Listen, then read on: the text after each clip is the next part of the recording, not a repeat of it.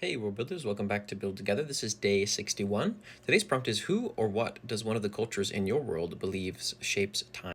Now, in the future, Saturdays are going to be something I think we'll call Shoutout Saturdays, where I will share a chunk of stuff that other people have made in the Discord server throughout the week. And if you're interested in your stuff being shared, then come hang out in the Discord. I'll put the link here, but it's also always in the description and in the bio.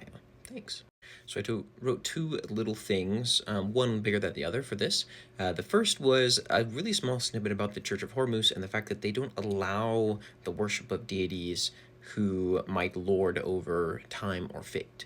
They believe heavily that a large portion of the religious worship and context around Hormuz is that he gave them their souls, gave them their sentience, and thus gave them free will, and to even really consider that something else could be sort of in charge of your destiny is sort of like blasphemous in a way.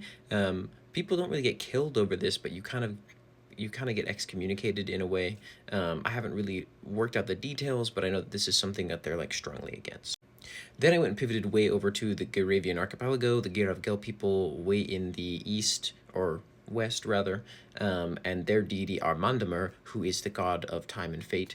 He was originally born of Padekt, the goddess of the tide, and Siban Rekt, the god of the reef, and then sort of had these sort of like classic mythological deeds and like mischievous things that he worked out and was granted these dominions over fate and time.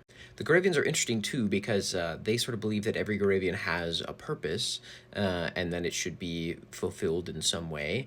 Usually that purpose is to make war. I've talked about their sort of like fake wars before, I think.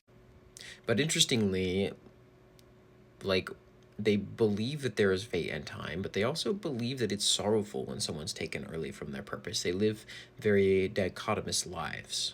In fact, one of the big things that I wrote here is that the Goravians don't even really have much in their language for good and bad, or much in their culture for good and bad. Instead, things that would be attributed to good or attributed to bad are actually just basically given the name and action of a deity, whether malevolent or benevolent.